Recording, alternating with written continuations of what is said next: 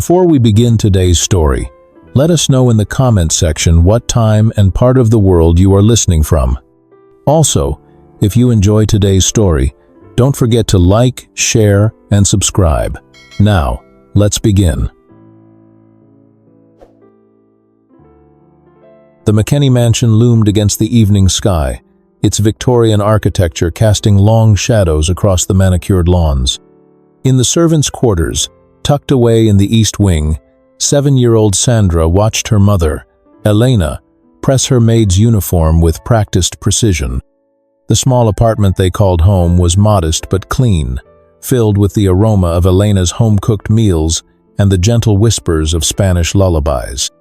"Mija," Elena would often say, her weathered hand smoothing Sandra's wild curls. "Remember who we are. The McKenneys are good people, but their world is not ours." But children rarely heed such warnings, and Sandra's world was about to intertwine irreversibly with the McKenneys' only son, Grant. Their first meeting happened in the mansion's library one rainy afternoon. 8-year-old Grant was hiding from his tutors, and Sandra was helping her mother dust the endless shelves of leather-bound books. When their eyes met between the stacks, there was no recognition of social barriers, just two children who shared a love for adventure stories and hiding spots. Despite Elena's gentle reminders and the obvious social divide, their friendship blossomed. Grant would sneak down to the kitchen for midnight snacks, where Sandra would be helping her mother prepare for the next day. They created their own world in the mansion's sprawling gardens, where status meant nothing and laughter echoed freely. As they grew older, their friendship deepened in the shadow of luxury. Grant taught Sandra to play the grand piano in secret midnight lessons, while she shared her mother's recipes with him, teaching him to appreciate the simple pleasure of homemade tortillas. They studied together in hidden corners of the library, Grant helping Sandra with her mathematics, while she helped him perfect his Spanish. The transition from friendship to love was as natural as breathing. At 16, Sandra began to notice how Grant's eyes lingered on her during their secret meetings. At 17, their hands would brush accidentally, on purpose while passing books or sharing snacks. The electricity between them grew until it was almost visible, a shimmer in the air whenever they were near each other. Their first kiss happened in the greenhouse on Sandra's 18th birthday. Grant had arranged a tiny celebration, complete with a cupcake he'd attempted to bake himself. It was lopsided and slightly burnt, but Sandra thought it was perfect. When he kissed her, tasting of vanilla frosting and promise, she knew her heart would never be the same. Their love bloomed like the roses in the greenhouse where they often met. They shared dreams in whispered conversations. Grant spoke of changing his family's business practices, of creating affordable housing projects, while Sandra shared her hopes of opening a restaurant that would blend her mother's traditional recipes with modern cuisine. Their first time together was tender and profound, full of trembling hands and soft declarations of love. In Grant's private suite, with moonlight painting silver patterns across their skin, they gave themselves to each other completely. It was more than a physical union. It was a promise, a defiance against the world that said they couldn't be together. But reality had a harsh way of asserting itself. Elena's health began to decline rapidly, her years of hard work taking their toll. Sandra took on more of her mother's duties, working longer hours to help pay for medical bills. The stolen moments with Grant became precious and rare, their love burning brighter for its scarcity. Then came Grant's 20th birthday gala, a lavish affair that would shatter their world. Sandra worked the event, her heart swelling with pride as she watched Grant, handsome in his tuxedo, command the room. But her world tilted on its axis when Dante McKenney clinked his crystal glass and announced the engagement of his son to Eva Lannister, the stunning blonde who had just arrived from New York. Sandra watched, champagne tray trembling in her hands, as Eva was introduced to Grant. His face showed shock, then confusion, then a mask of politeness that broke Sandra's heart. Later that night, in their greenhouse sanctuary, Grant swore he knew nothing of the arrangement, promised he would fight it. But Sandra had seen the way Belinda McKenney watched her son, had noticed the calculating gleam in her eye. The discovery of her pregnancy came like a thunderbolt 2 weeks later. Sandra sat in the tiny bathroom of the servants' quarters, staring at the positive test while her mother's cough echoed through their apartment. Her hands shook as she calculated the costs of her mother's treatment against her meager savings. The meeting with Belinda McKenney was cold and clinical. In the matriarch's pristine office, Sandra stood trembling as Belinda laid out her terms. 250, zero to disappear, to never contact Grant again, to vanish, as if she'd never existed. The choice was impossible, yet simple. Her mother's life hung in the balance. That night, Sandra wrote a letter she would never send. "My love, forgive me. Some choices break us even as they save us. Remember me as I was in the greenhouse, when love was enough." She left it in her dresser drawer, packed her modest belongings, and helped her mother into a waiting taxi before dawn. Grant's discovery of her departure was devastating. He searched frantically, but Sandra had vanished completely. Belinda's story about stolen money planted seeds of doubt that would poison his heart for years to come. He stood in their greenhouse one last time, surrounded by the roses they had tended together, and felt something inside him die.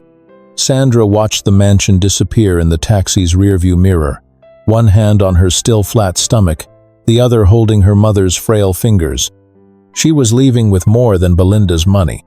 She carried within her a secret that would take 23 years to reveal, a love story that wasn't finished, merely interrupted by the cruel hand of circumstance and class division. The sun was rising as they drove away, painting the sky in shades of hope and heartbreak. Sandra didn't know then that fate would bring her full circle, that love had a way of persisting through time and tragedy. She only knew that she was leaving her heart behind in a greenhouse full of roses, with a boy who would have to learn to live without her. 23 years carved deep lines into Grant McKenney's face, each one a testament to success bought at the price of joy. At 43, he stood at the helm of McKenney Real Estate, having transformed his father's already successful company into an empire. The Wall Street Journal called him the Ice King of Real Estate, not for his failures, but for his clinical precision in business and his notorious emotional detachment. His corner office on the 50th floor offered a panoramic view of the city he helped shape, but he rarely noticed the view anymore. The divorce from Eva had been finalized years ago, their decade-long marriage ending as coldly as it had begun, countless attempts at building a family. Through marriage, surrogacy, adoption, had left him empty. The only warmth in his life came from his silent donations to children's charities, a penance for something he couldn't name. Across the city, in a vibrant neighborhood known for its cultural fusion, Sandra's restaurant, Casa del Sol, hummed with life.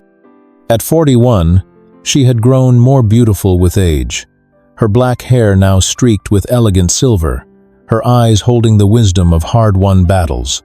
The restaurant was her triumph, a perfect blend of her mother's traditional recipes and modern cuisine, exactly as she had once dreamed of creating in those midnight conversations in the greenhouse. Tasha, her pride and joy, had grown into an extraordinary young woman. At 22, she possessed her mother's grace and an artistic vision entirely her own. Her brown skin glowed with vitality, and her eyes, so like her father's, sparkled with intelligence and warmth. Her interior architecture degree from NYU hung proudly in their apartment, alongside numerous design awards. When McKenney Real Estate announced their search for an innovative interior architect to revamp their corporate properties, Tasha saw her chance. Her portfolio was brilliant, a fusion of modern minimalism with warm, organic elements. She had inherited her mother's ability to make spaces feel like home, regardless of their purpose. The day of her interview, Tasha stood in the McKenney building lobby, unaware she was standing in her grandfather's architectural legacy. The selection committee was impressed, but it was her final presentation to the CEO that would change everything. Grant sat in his usual spot at the head of the conference table, scanning through his phone, barely looking up as candidates came and went. But when Tasha began her presentation, something made him pause. Her voice carried a familiar cadence. Her gestures reminded him of someone he couldn't quite place.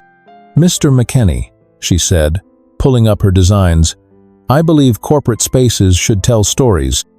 They should hold warmth without sacrificing professionalism, embrace innovation while honoring tradition." Her words struck a chord in Grant's frozen heart. Looking at her portfolio, Grant found himself engaged for the first time in years.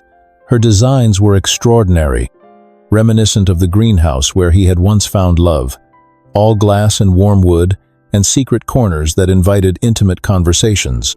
"You have the contract," he said, interrupting the committee's deliberations. The other candidates were dismissed, and Tasha's journey into the McKinney world began. Their working relationship evolved naturally. Grant found himself making excuses to check on the renovation progress, drawn to Tasha's infectious enthusiasm. She reminded him of someone. The thought nagged at him constantly, but he couldn't quite grasp it. Late nights became their norm. Tasha would spread her sketches across conference room tables, explaining her vision while Grant listened, actually listened, something he hadn't done in years. She spoke about light and shadow, about creating spaces that encouraged human connection, concepts that should have bored a man like him, but instead awakened something long dormant. One night, as they reviewed plans for the main lobby renovation, Tasha pulled out a container of food. The aroma hit Grant like a physical force, transporting him back to midnight kitchen raids and secret cooking lessons. "My mom's cooking," Tasha explained, offering him some. "She always worries I'm not eating enough when I work late." Grant took a bite of the enchiladas, and for a moment, he was 18 again, sitting in a warm kitchen while Elena taught him and Sandra how to properly roll tortillas. The taste was so familiar it hurt. "This is incredible," he managed to say, his voice rough with memory. "You should come by the restaurant sometime," Tasha offered. "Casa del Sol. My mom's the chef and owner. She makes everything from scratch, just like her mother taught her." Their late-night sessions became dinners, always accompanied by Sandra's cooking, though Grant never made it to the restaurant itself. Something always came up. A meeting, a call, an emergency. In truth, he was afraid of the memories the food already stirred up. The project progressed beautifully.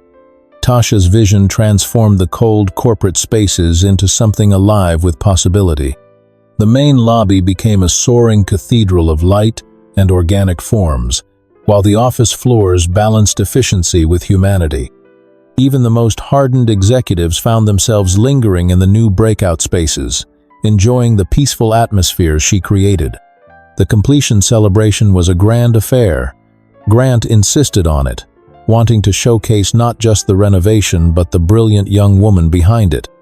Tasha wore a deep blue dress that seemed to capture light and transform it into something magical.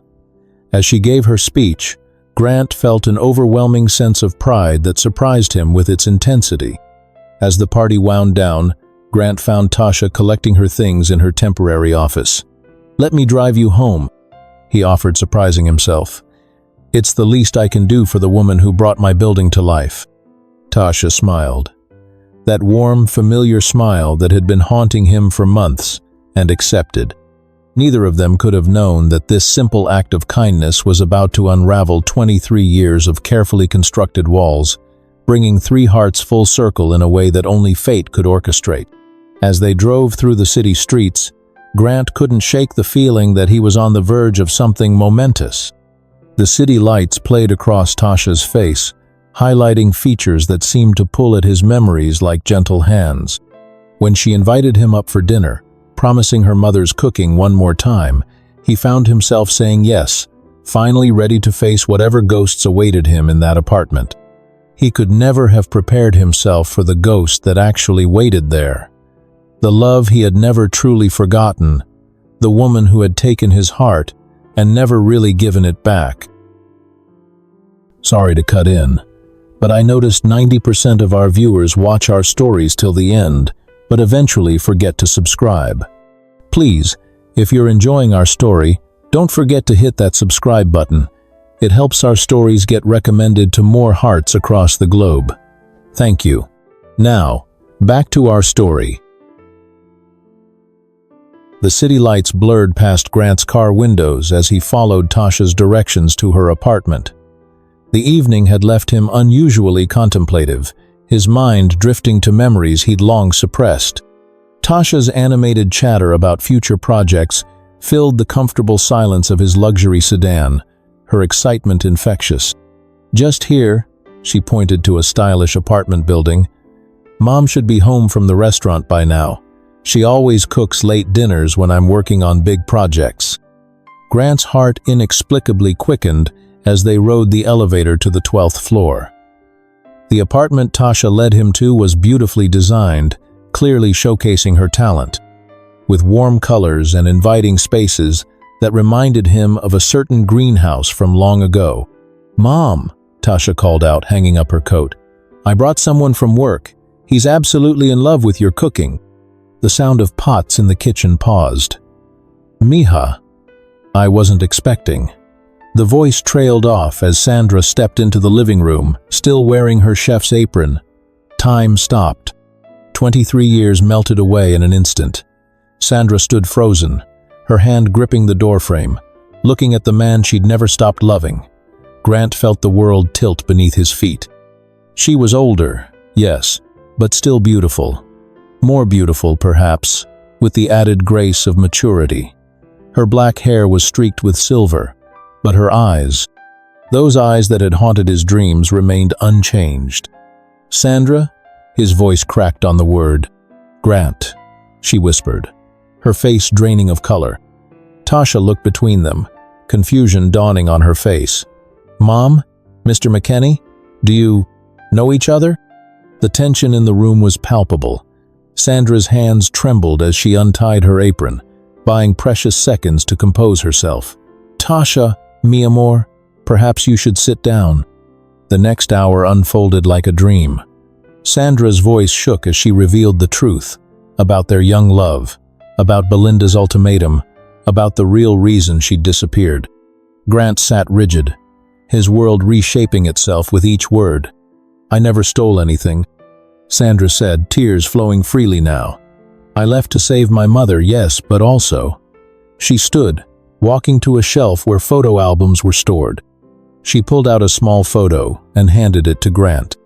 The image showed a tiny baby, perhaps a few months old, with Grant's eyes staring back at him. His hands shook as he held the photograph. "Tasha," he whispered, looking up at the young woman who now sat stunned on the couch. "She's your daughter," Sandra finished softly. "Our daughter." Grant stood abruptly, pacing the room like a caged animal. 23 years of anger, grief, and loneliness crashed over him. He'd built an empire, but lost his family. He'd searched for children to love, never knowing his own daughter was out there, growing into this remarkable young woman. "Why didn't you tell me?" he demanded, his voice raw with emotion. "All these years, Sandra, all these years." "Because I believed I had no choice." Sandra's composure finally broke. "Your mother threatened to destroy any chance of my mother getting medical care. I was 18, pregnant, and terrified. By the time I realized I could have fought back, you were married to Eva, and I couldn't destroy your life twice." Tasha stood up, her own tears falling. "So you're my father? All this time working together, you were my father?" Grant turned to her, seeing Sandra in her features, seeing himself in her eyes. Without warning, he pulled her into a fierce embrace. "I'm sorry," he whispered into her hair. "I'm so sorry I wasn't there. If I had known." The night stretched into dawn as they talked, cried, and began the delicate process of healing. Sandra made coffee, then eventually breakfast, as they shared stories of the years they'd missed. Tasha learned about her parents' love story, about the greenhouse where they fell in love, about the circumstances that tore them apart.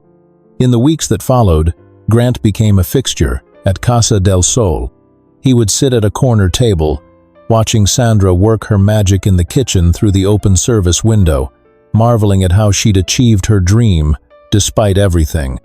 He and Tasha spent long hours together, making up for lost time, discovering shared interests and mannerisms that now made perfect sense. Their father-daughter relationship blossomed naturally.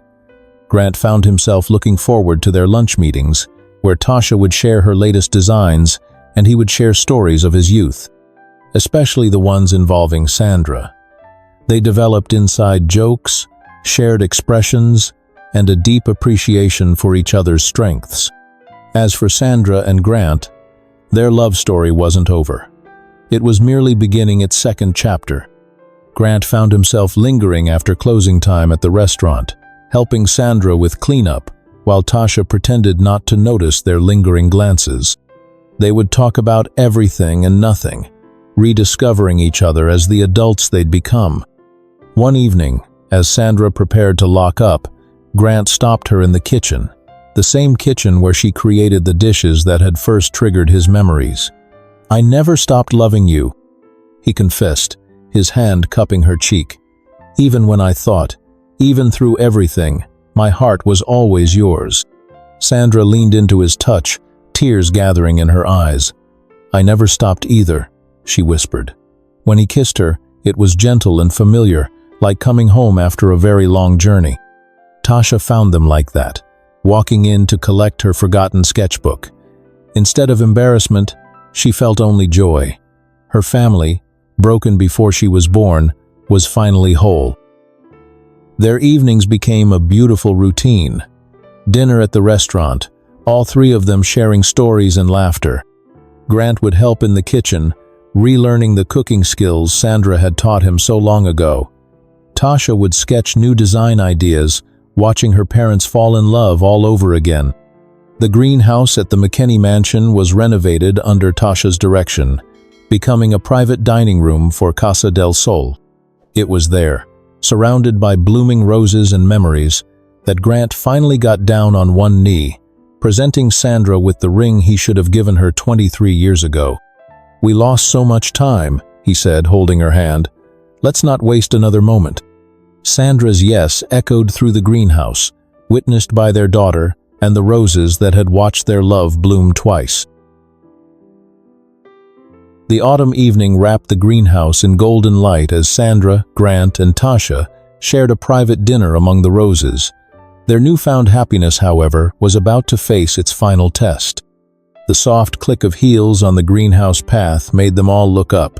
Belinda McKinney stood in the doorway, looking smaller than Sandra remembered. Time had softened her edges, painted silver through her hair, and carved deep lines of regret around her eyes. She leaned heavily on an elegant cane, but it was her expression that truly showed her fragility, a mixture of fear, hope, and deep remorse. "I saw the lights on," she said softly, her voice trembling. "I've been watching from the main house, trying to find the courage." Grant stood protectively, positioning himself between his mother and his newfound family. "Mother, this isn't the time." "Please," Belinda interrupted, her composure cracking. To everyone's shock, she slowly lowered herself to her knees, the cane clattering to the ground. "Please, let me speak." Sandra rushed forward instinctively, helping the older woman up despite everything. "Mrs. McKinney, you shouldn't." "I should," Belinda insisted, gripping Sandra's hands. "I should have been on my knees begging your forgiveness 23 years ago." Tears streamed down her face as she turned to Tasha. "I should have been there to watch you grow. I should have been the grandmother you deserved." The greenhouse fell silent, except for the soft patter of rain that had begun to fall outside. Belinda's confession poured out like the cleansing rain. How she'd witnessed Sandra and Grant's love blooming, how fear of scandal and social ruin had driven her to desperate measures, how watching her son's subsequent years of loneliness had been her greatest punishment. "I thought I was protecting our family's legacy," she said, looking at Grant. "Instead, I nearly destroyed it. I stole your chance at happiness. I robbed you of your daughter's childhood. I separated two people who truly loved each other, all for the sake of appearance and social standing. Tasha, who had remained silent, finally spoke. Why come forward now? Because I'm tired of carrying this guilt, Belinda answered honestly. Because watching you three together these past weeks, seeing the love and joy I stole, I couldn't bear it anymore. And because, she added softly, I want the chance to know my granddaughter, if she'll allow it. Sandra felt Grant's hand slip into hers, squeezing gently. She looked at him, seeing in his eyes the same battle between past hurt and the possibility of healing. Taking a deep breath, she made her choice. The past cannot be undone, Sandra said carefully, but the future is still unwritten. Forgiveness takes time, but it's possible. Tasha moved forward, studying her grandmother's face. She saw hints of herself in the older woman's features, echoes of Grant in her bearing. Slowly, she opened her arms. Then let's start writing that future now. The embrace between grandmother and granddaughter broke something open in all of them. Grant joined them, enfolding both women in his arms as Sandra watched, her own tears falling. The greenhouse, once again, became a sanctuary of healing love. In the months that followed, their lives transformed. Grant and Sandra's wedding was an intimate affair held in the greenhouse, now restored to its former glory under Tasha's expert direction. Belinda helped Sandra select her dress, a gesture of reconciliation that brought both women to tears. The ceremony itself was a blend of cultures and generations. Elena's photo sat in a place of honor as Sandra walked down an aisle, scattered with rose petals from the very bushes that had witnessed their first love. Tasha stood as their witness, her face glowing with joy as her parents finally exchanged the vows they should have spoken decades ago. Time tried to keep us apart, Grant said in his vows, his voice thick with emotion, but love found a way to bring us home. Sandra's response was in Spanish, the language of her heart.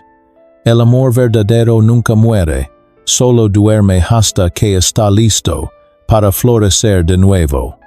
True love never dies. It only sleeps until it's ready to bloom again. The McKinney business empire evolved under this new paradigm of love and family. Grant sold off significant portions, keeping only what mattered most.